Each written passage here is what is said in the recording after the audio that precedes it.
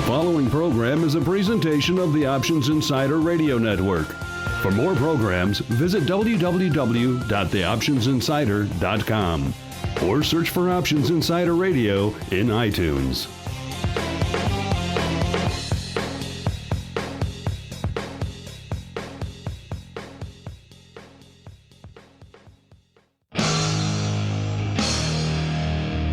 And now, it's time for the show that breaks down the options market.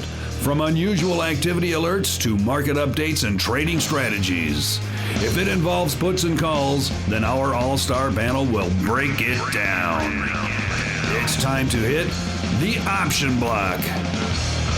With your host, Mark Longo from theoptionsinsider.com and co-hosts Mike Tosaw from KnowYourOptionsInc.com and Mark Sebastian from OptionPit.com. The Option Block is brought to you by Options Express. Don't spend time worrying about your broker. At Options Express, security, stability, and account protection are the most important responsibilities to our customers. Secure account access, enhanced financial protection, entrusted with over $7 billion in customer assets, established financial stability. Options Express lets you trade with confidence. Stocks, options, and futures, all in one account. Trade with a specialist. Visit optionsexpress.com/OXradio to open your free account. Options Express is a member of FINRA, SIPC, and NFA.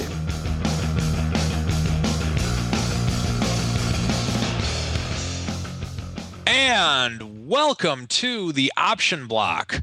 This week, we have a skeleton crew here. I am your host, Mike Tosaw, and with me today, we have our special guest, Tim Navabi. With this today, we're going to do several things. We're going to have kind of an abbreviated show.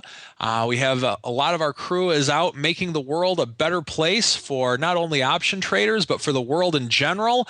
So Tim and I are here holding down the fort. Tim, how are you today? I'm doing real good, Mike. How are you? Doing well. Excited to be here, but always nervous being in the hot seat that Mr. Longo does so well at. It's kind of this is how Jay Leno must have felt when he was filling in for Johnny Carson back in the day. Yeah, I know what you mean. It's a hard job, but I think he does very good, and I think so far you're doing real good. Oh, that's good. And by all means, I am no Jay Leno. The Trading Block.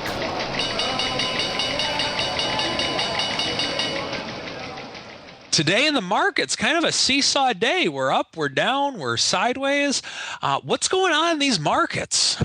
Yeah, today was definitely an interesting day, the end of the month. So I'm sure we have some shoring up from portfolio managers and traders. And we also have the good old number coming out tomorrow.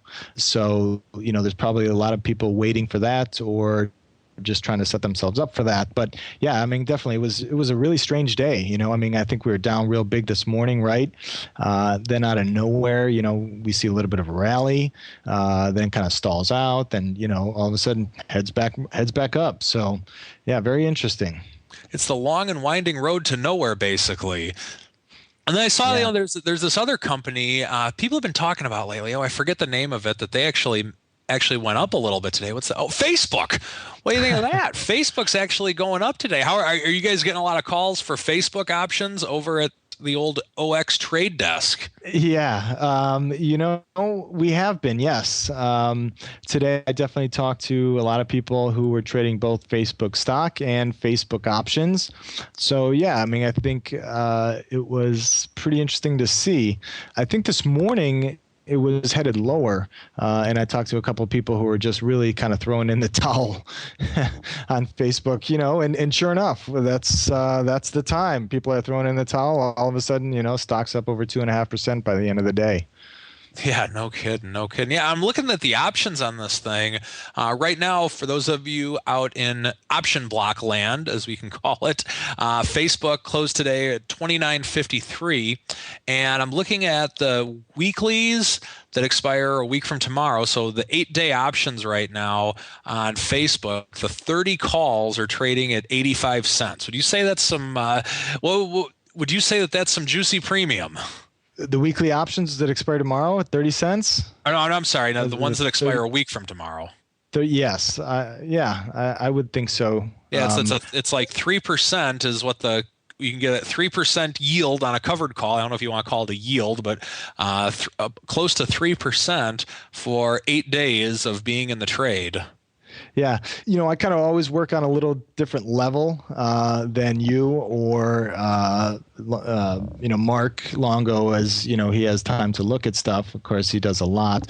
And even Sebastian. I'm the broker. So for me, I just can't take time out of my day or just sit down and sort of analyze these things. And, I'm just getting the orders in, trying to get them filled. But yeah, it's interesting. Yeah. There's definitely a lot of opportunity in those options, long, short, bullish, bearish. They're there. So now, for the people that were calling in today, throwing in the towel, were there other people calling in trying to set up calendars or diagonals or verticals or anything like that on Facebook? Or was just people calling in saying, forget this, I'm done? The people were just saying, just forget this, I'm done. And those were pretty much people who were holding on to the stock. Some other people were buying some puts. So, I thought that was pretty interesting. But yeah, not too many, nothing real complex yet on Facebook as far as the option strategies go. Gotcha. At least with our customers here. So. Okay. How about you? Have you been doing anything in Facebook as far as the options or strategies or customers asking? What we did was that I had some interest on it from some clients. And so what I did was, like, for example, a lot of people wanted to get in right when it went public. So I said, all right, well, let's do this. How much do you want to invest in Facebook? And let's just say it was $5,000. Well, let's start off with, as soon as it goes public, let's put $1,000 into it, and then we'll buy more on the way up.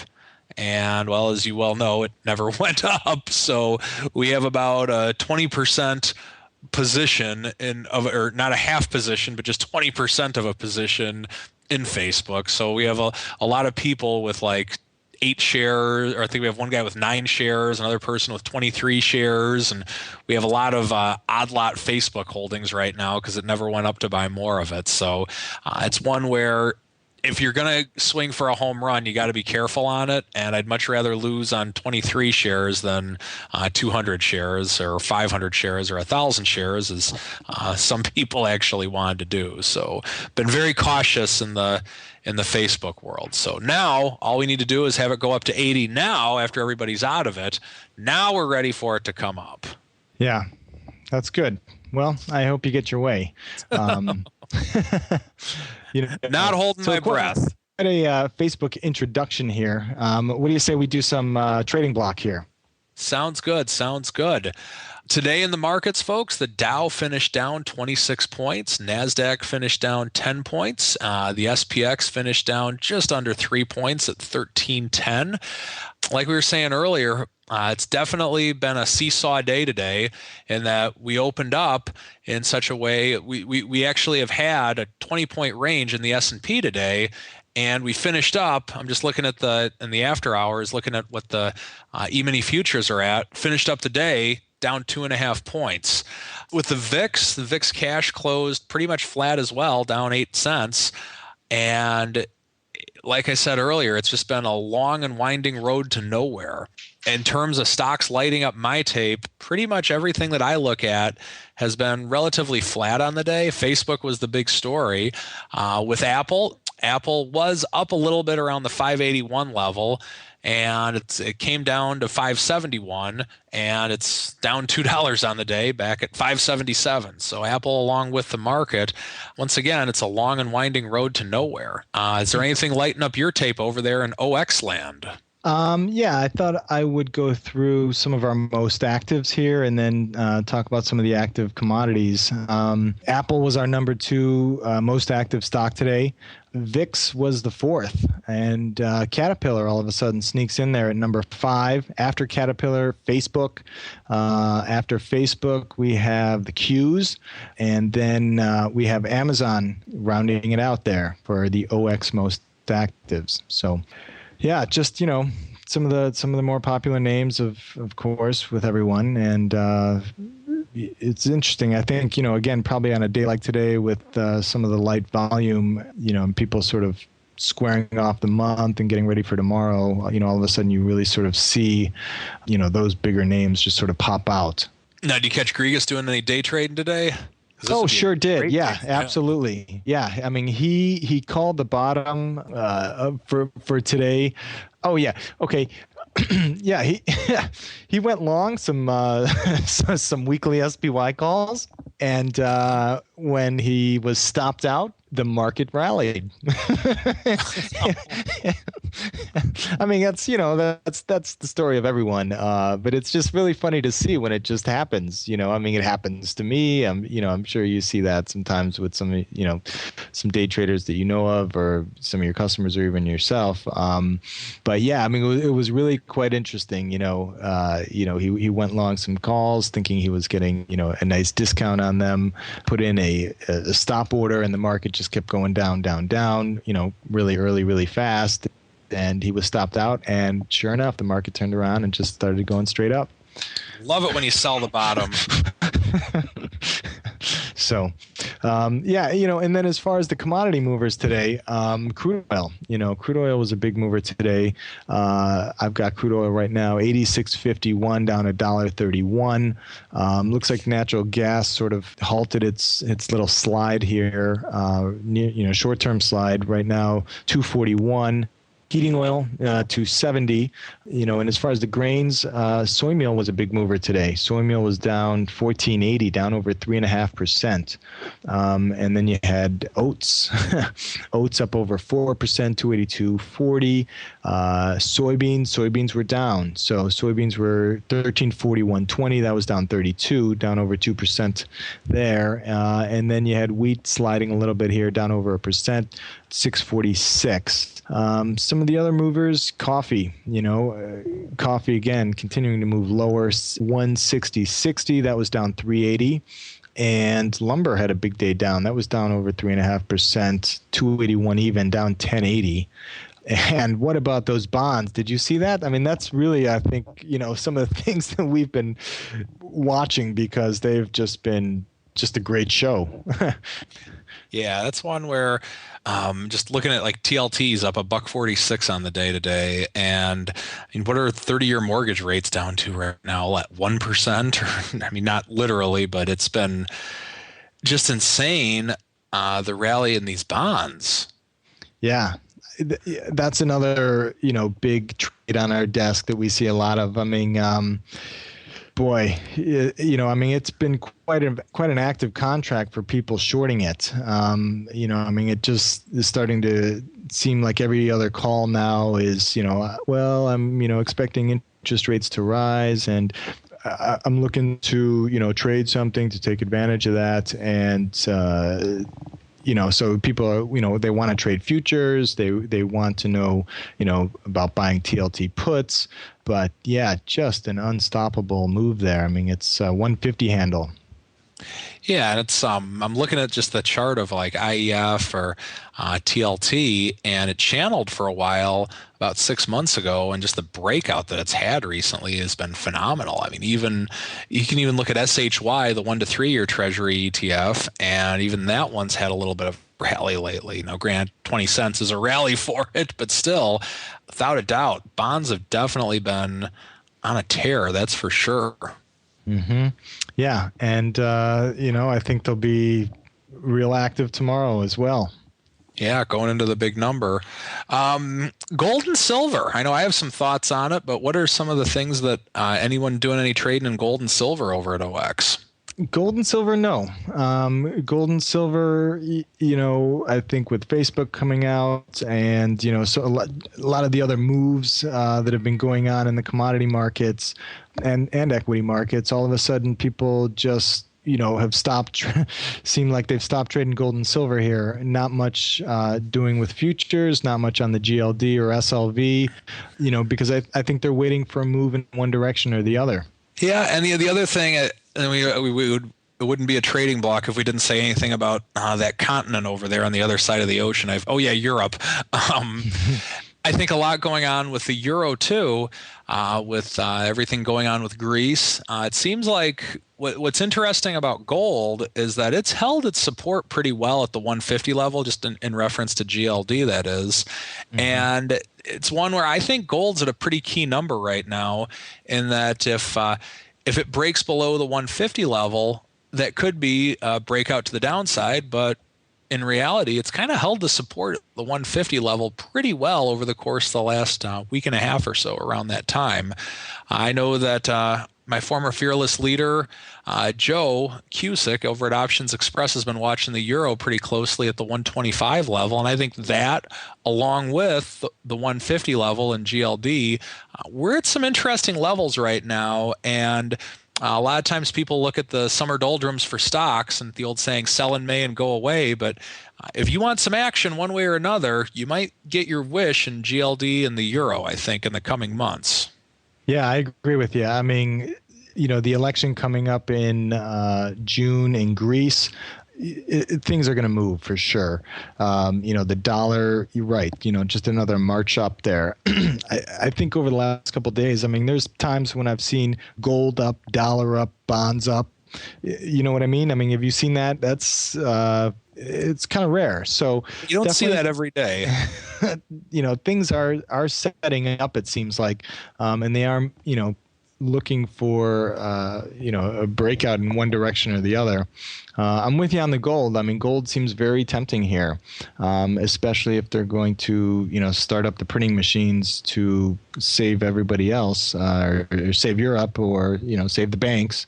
You would think gold's the place you want to be, so it is tempting. But at the same time, it just doesn't. I don't know what it's going to take to really kick it up or break it down. I don't know. I mean, I think sometimes we've seen in the past, if I can remember, when there's been some big crisis going on, gold was getting, just hammered, and it could be just people liquidating because that's what they have, and that's, they need the cash, and well, okay, we've got gold, so let's sell that. So it's tough to even buy for that sort of safe haven trade. Yeah, I don't know if I would consider gold a safe haven trade. And right now, just full disclosure, I don't have any exposure to gold. We got out of it a week and a half ago. I'm not a gold bear by any means right now. I'm still bullish on it for the long term, but just when we have the kind of volatility that we've been having for a while, the ultimate hedge, so to speak, is not being in something. And I think that kind of adds to a good point. Let's look back at 2008. I'm just looking at a chart of GLD from 2008. Excuse me, around February, GLD had touched 100. And then by early October, GLD was around the 65 area. So with 2008, back when the world was going to end, people were getting out of gold too. And they were getting out of it. Just, I agree, like you said, they wanted to liquidate it. They needed money in cash. They wanted to put money in what they felt was a true safe haven. And I remember even in 2008, that was another one of those rare times in history when the 1 to 3 month treasuries were actually paying a negative interest rate, a negative rate of return. People just wanted to be in it just because they felt it was safe. So it was a very unique thing. Now, granted, the following year in 2009, that's when the latest rally with gold began. So if you would have gotten into gold at the beginning of 2009 and held it till summer of last year, you'd have been you'd have been a genius, obviously. But nonetheless, it's still, in times of crisis, people want to get out of everything, and cash is king at a time like that. So yeah, I agree. Some of the other movers today, just taking a look here, I've got Sienna. That was up pretty big today, over 14% there. Yeah, Bank of America was up. Costco was up. And some RIM, huh? What do you think about that news? That's been quite active here at OX lately. From people who were taking a shot at it a while ago, they're kind of throwing in the towel. It seems like, and then you have a couple of people stepping in, just trying to buy some calls, just because it's so cheap. Got to make those Canadians proud. Yeah. Okay. All right. Well, that will take care of our trading block. Up next is the Express block. The Express block, brought to you by Options Express. Options Express lets you trade where and when you want for every level of trading. From advanced charting, free daily trading ideas, and free educational resources, Options Express is the online broker for all traders.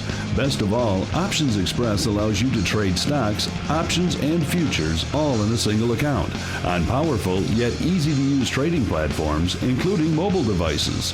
Visit optionsexpress.com/OXradio for your free account. Options Express is a member of FINRA, SIPC, and NFA. And welcome to the Express Block. This is the part of the show where Options Express talks. We all know that. We've all been listening to the show for a while, so we don't even need to explain it. We just need to sit back, prepare to be dazzled by the wonderful findings, teachings, and insights of Mr. Tim Nababi. Tim, the floor is yours. All right. Bedazzle, huh? The bedazzler. Okay. Thank you very much, Mike, for that introduction. I just kind of wanted to go over, I've got two things really I want to go over. The first one is about the Corzine rule that is being proposed for futures brokers. Under this rule now pending, essentially it says here, futures brokers would need to get approval from a top executive before making big withdrawals from customer accounts under a rule now pending and referred to in the industry as the Corzine rule. Yeah, so I mean, I guess that's, trying to, again, keep the funds segregated so that, we don't have that disaster, otherwise known as MF Global. I think I maybe have another solution that would help out and probably get the same thing done there. How about we put some of these executives in jail? Mike, what do you think? Well, I mean, instead of writing more rules, why not just enforce the rules that, are there? Yeah, I mean, the rule that I always try to go by is thou shalt not steal, but apparently I guess that one doesn't hold much water in our justice system. But, what I don't understand, I understand that brokerages, if a client has money in cash, brokerages use that money to make an extra 0.1% by arbing it, by doing some type of money market that's greater than what they're paying the client. I understand that. I get that. That's a part of doing business. But to let Corzine do what he did in terms of leveraging himself 40-1 on European debt in 2010, granted, he could have been the trade of the century, but he got his butt kicked on it, and a lot of other people's money went down with him. It's one thing if these other people would have had Corzine as their hedge fund manager and they wanted him to manage their funds and they knew what they were getting into. That's one thing. I mean, that's par for the course, but that wasn't the case. They just wanted to have a brokerage account, and if they wanted to trade corn, coffee, cocoa, sugar, wheat, whatever, they could do it, but if they wanted to be in cash, they wanted to be in cash. They didn't want to be in the Corzine dice rolling fund. So I think it's ridiculous that it even happened in the first place, quite frankly.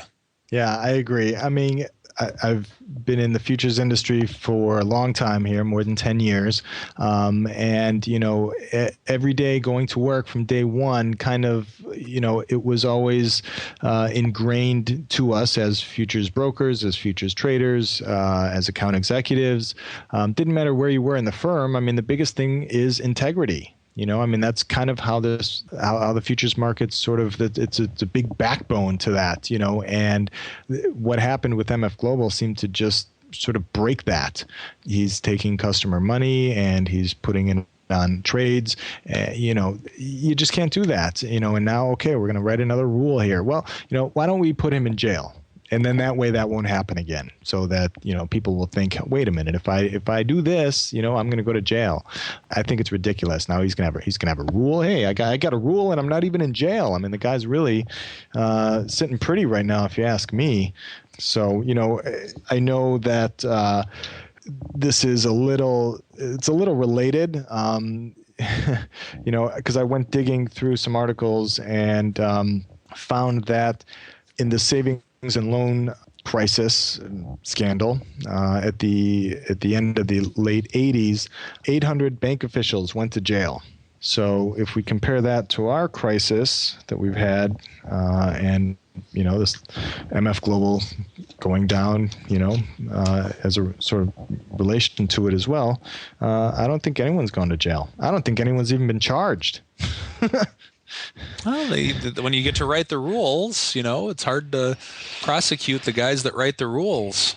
Unbelievable. So, yeah, I mean, it just, something like that MF Global just really, it doesn't help out, the industry. There's a lot of honest people in this business and, a lot of reasons for these markets. And when something like that happens, it's just terrible. It's terrible. It doesn't help the cause out at all. And then, the second thing I wanted to talk about was, of course, the number tomorrow. And kind of like I always say, if you fail to prepare to fail. So pretty much that means that, being the first day of the month, last month of the quarter, first day of the, I can't really say summer there, but, I have a feeling there's going to be a lot of action tomorrow. And, that means that be prepared for, very volatile markets. Minimize any kind of market order if you can. If you want to buy 100 shares of GE tomorrow, nothing wrong with a market order there. If you're going to be trading a Priceline or Netflix or Apple weekly option or, some sort of spread trade and, maybe take the stops off, for the open.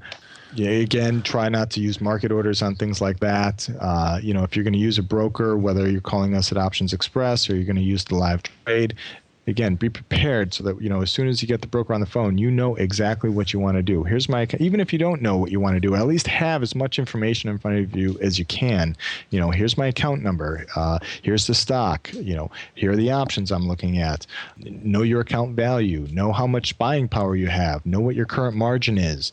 Know whether or not, you have margin on your account, if you need it, or if you have a cash type of account and, settlement's going to be an issue there. So again, kind of speaking as a broker and going through this a lot, I see the biggest problems, for brokers and for customers, and it's when they're not prepared. So be prepared for a wild day tomorrow. Absolutely, absolutely. And that concludes our OX block for the day. Next, we have the strategy block.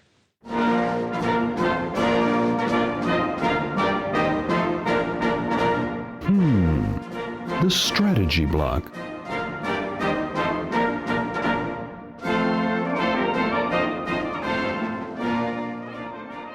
And welcome to the strategy block. This is the section of the show where the man from the mountains, oh wait, that's me. I'm introducing myself. This is where I talk about a strategy. I want to talk to you guys today about adjustments on trades. And I want to just tell you a story from many, many years ago when I first started trading a naked short strangle on the 10-year note. And oftentimes when people think of adjustments, they think that, I'll just make an adjustment and everything will be okay. Whether you're rolling an option, whether you're buying another option to neutralize delta. And nothing wrong with that. I make adjustments myself. I think that they're an important part of delta neutral trading. But I want to tell you a story when you try and get too smart. I was naked short, a naked call and a naked put on the 10-year note futures options. And this was years ago. And I remember just sitting in my basement one day thinking, if for some reason the 10-year note goes up because of this announcement coming out, I'm in trouble. I better buy some calls, some in-the-money calls to hedge this. And then I thought, well, what if the announcement goes the other way? So then I put on another hedge. And I thought, well, if volatility drops in this option, then I'm in trouble. So I better do this. And I did probably about, I forget what it was, like 8 trades. And then so I thought, okay, I think I'm finally prepared for everything. I won't get hurt in this trade now. I feel real good about this. So I looked at my account and I looked at all these different hedges in it. And I looked down and so I said, okay, well, let's see what the Greeks look like on this. So I looked at it, position delta, 0, position gamma, 0, position theta, 0. It was pretty much, I was in a trade where I knew I wasn't going to lose any money, but I set it up to where I was so neutral that there was no way that I could possibly gain anything either. So with it, oftentimes as traders, we try to be control freaks. And I'm going to tell you, no matter what, you're not in control. The market's in control. The second you pull that trigger and say buy to open or sell to open or whatever you're doing to get into that trade, you no longer have control of your money. The market has control of your money. You need to, if you have problems with that, you need to get over that issue if you want to be a trader, if you want to be in this business. So with that in mind, make sure that you understand where your risk is before you get into a trade. Not only what your risk is, because what your risk is very important. You need to know that on this credit spread, worst case scenario, I can lose this much. It's likely I'll get out at this point, but I know that I could lose this much. That's important. Don't get me wrong. But if you're going to be in the neutral side of it, understand that as that stock gets a little bit too close to your credit spread, and you start thinking, well, so long as it doesn't move another dollar, this credit spread will still expire worthless. Not so fast, because if it does, you're going to have gamma to deal with. And you need to be prepared and have an understanding of that no matter what. So, message for today, not only do you need to know what your monetary risk is, but also know where your risk is when doing a trade. And that concludes our strategy block for today. And now, let's move right into Around the Block. Around the Block.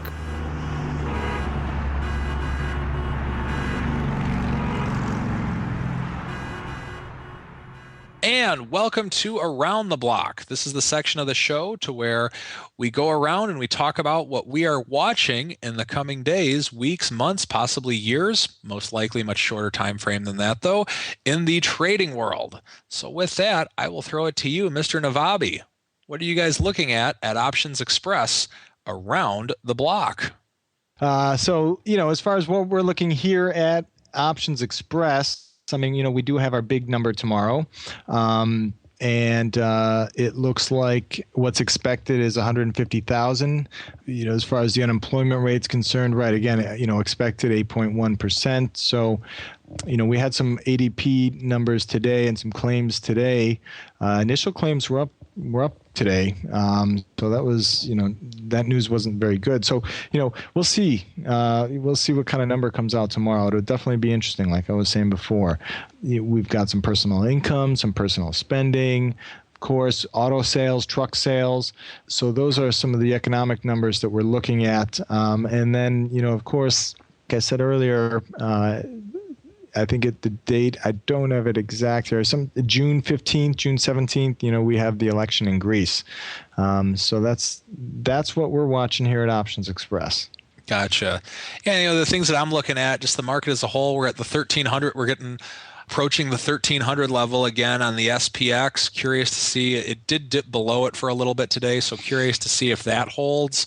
It'll be interesting seeing that we're at somewhat of a key number on the SPX going into the numbers tomorrow, as well as GLD. It's been holding the 150 level. I'm just continuing to watch that, and definitely some exciting things coming up in the investment world. Now, in terms of just some other things that are going on, one thing that I would definitely encourage everybody to do right now, I think that something that should be on the top of your to-do list as a trader, go to the Options Insider website and check out the Facebook survey. I think that looking at that will give you a lot of insight into what's going on with Facebook as well. I know we talked about that a little bit earlier, so go check out the results of that, folks. By doing that, Tim Navabi promised that he will give you 15 free trades at Options Express. No, just kidding. Just kidding on that one. But go to the Options Insider website, check it out. I think you'll be happy with what you see. On that note, Mr. Navabi, is there anything coming up at Options Express with which we need to tell all the Option Block listeners about? Yeah, I think so. We have some good webinars coming up. One is on June 5th, 3 o'clock Eastern, Advanced Index Options Trading with Russell Rhodes. He is just a great person for that one. We also have some other ones I saw here. Well, that's much later in the month here. On June 27th, Option Risk Gauges Part 4. That's Gamma. So 3 o'clock Eastern on 6/27. That's another webinar. That's going to be very interesting. And know your options these days, folks. We have a lot of exciting things going on. Just continue to check out our website at knowyouroptionsinc.com. On that note, that concludes today's show. We'd like to thank everyone for listening. Mark Longo will be back in the host seat come Monday. Have a great weekend, everybody. Become a part of the Option Block. Just visit www.theoptionsinsider.com/forum to post a question for the hosts. You can also submit questions to twitter.com/optionblock or leave a voicemail at 312-544-9356. Make it interesting and your question just might make it on the air. The Options Block is property of the Options Insider Incorporated. All rights reserved.